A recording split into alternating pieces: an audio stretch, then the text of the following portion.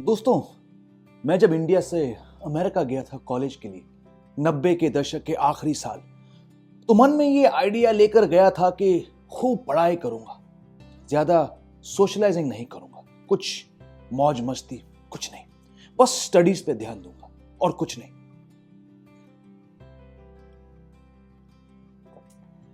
अब इसे आप एक 18 साल के लड़के का ख्याली पुलाव समझो या मेरी नादानी की कॉलेज में कैसे डिस्ट्रैक्शंस होते हैं, जो भी।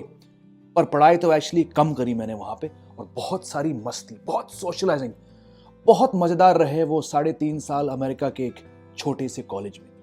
कुछ किस्से ऑलरेडी सुना चुका हूं आपको इस चैनल पे, सुने ही होंगे आपने कि कैसे मुझे हिंदी बोलते सुनकर पहले तो कॉलेज के देसी स्टूडेंट्स चौंक गए, और फिर कैसे वहां के अमेरिकन स्टूडेंट्स और टीचर्स और स्टाफ, बहुत मस्ती की हम देसी स्टूडेंट्स ने वहां पे, बहुत प्रैंक्स।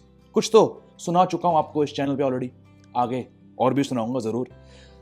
मुझे याद है कि एक बार मैं अपने कॉलेज के हॉस्टल में बस घुसा ही था कि एक दोस्त जो इंडियन नहीं था, उसने मुझे देखकर सर हिला के कहा इंग्लिश में, मगर मैं आपके लिए उसे हिंदी में ट्रांसलेट करूंगा, कि भाई तुम ना महात्मा गांधी की तरह हो। अब ये सुनकर मैंने पूछा क्या, कैसे? और उस बंदे ने कहा कि मैं बताता हूं कैसे, क्योंकि तुम इस कैंपस पर जहां भी जाते हो तुम्हारे दाएं बाएं और पीछे इंडियंस ही होते हैं, लाइन से।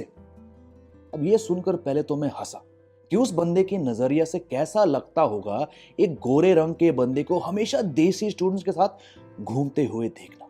फिर मेरे मन में अपने पिताजी की बात याद आई, जिन्होंने मेरे इंडिया से अमेरिका जाने से पहले एक दिन हमारे मुंबई वाले फ्लैट के रॉकिंग चेयर पे बैठ के हाथ में अखबार सुबह की और गई गर्म चाय की प्याली के साथ हंसते हुए कहा मेरी मदर से कि क्यों तुम इसे अमेरिका भेजना चाहते हो कॉलेज के लिए?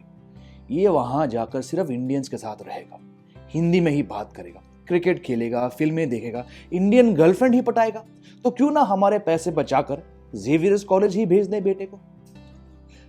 दोबारा हंस पड़ा मैं अपने फादर की बात याद करके, क्योंकि वो बिल्कुल सही थे दोस्तों। कॉलेज में मेरे मैक्सिमम दोस्त इंडियंस, पाकिस्तानीज, बांग्लादेशीज, नेपाली, श्रीलंकन्स थे, और हम सब हिंदी फिल्म्स देखते थे, हिंदी गाने सुनते थे, क्रिकेट बहुत खेलते थे कॉलेज में और फिर क्लब्स के लिए।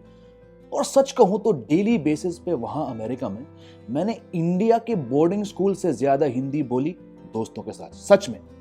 और मुझे याद है एक बार जब मेरे फादर मुझसे मिलने आए थे कॉलेज में, और मेरे सारे देसी दोस्त को देखकर, हमारे साथ क्रिकेट खेलकर, हमारे इंटरनेशनल स्टूडेंट्स एसोसिएशन के एनुअल फंक्शन पे हमें स्टेज के ऊपर हिंदी गाने गाकर और हिंदी फिल्म गानों पे डांस करके ये देखकर मेरे फादर ने मुझसे कहा कि देखो सही कहा ना मैंने तुमसे। तो दोस्तों, मेरे उस नॉन इंडियन दोस्त का ये कहना कि भाई मैं आज से तुम्हें महात्मा गांधी जी बुलाऊंगा, मैं समझ गया कि उसने हंसी मजाक में ऐसा क्यों कहा होगा। अजीब ही लगा होगा अमेरिकन को मुझे देखकर, देसी दोस्तों के साथ हिंदी बोलकर, क्रिकेट खेलकर। एक किस्सा मुझे और भी याद है। एक बार हम कुछ इंडियंस और पाकिस्तानीज कैंपस पे चल रहे थे, शायद कैंटीन की तरफ, और कुछ 2-3 अमेरिकन खड़े थे बिल्डिंग के बाहर, सिगरेट पी रहे थे।